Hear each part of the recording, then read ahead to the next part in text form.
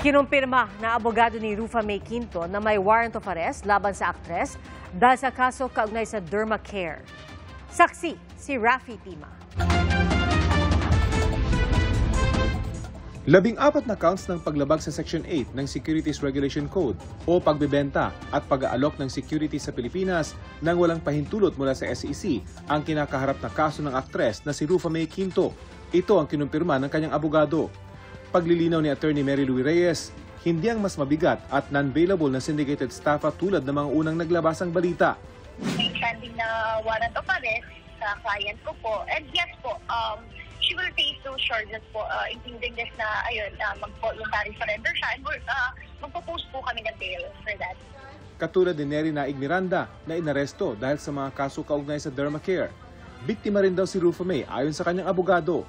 Kung tutusin, isa din siya sa naging biktima nito. Hindi siya yung naging biktima ng pang-i-scam, but she was a victim in a sense na kinuha siyang model endorser. Hindi sa kanya nakapagbayad ng down payment. Tapos yung mga cheque po, is puro din tumalbog. Lahat po yan hawak naman po namin ng ebidensya na ipipresent naman po namin sa court. Pag-iisipan pa rin nila kung magsasampa ng kaso.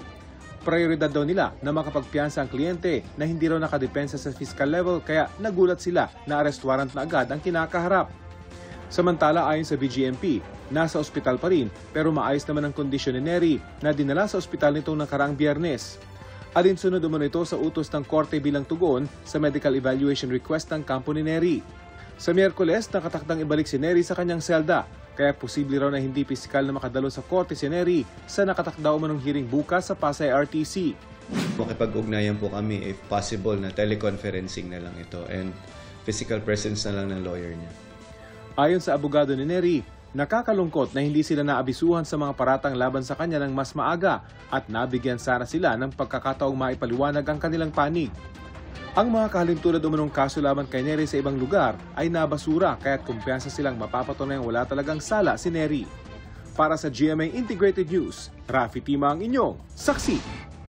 Mga kapuso, maging una sa saksi. Mag-subscribe sa GMA Integrated News sa YouTube para sa iba't ibang balita.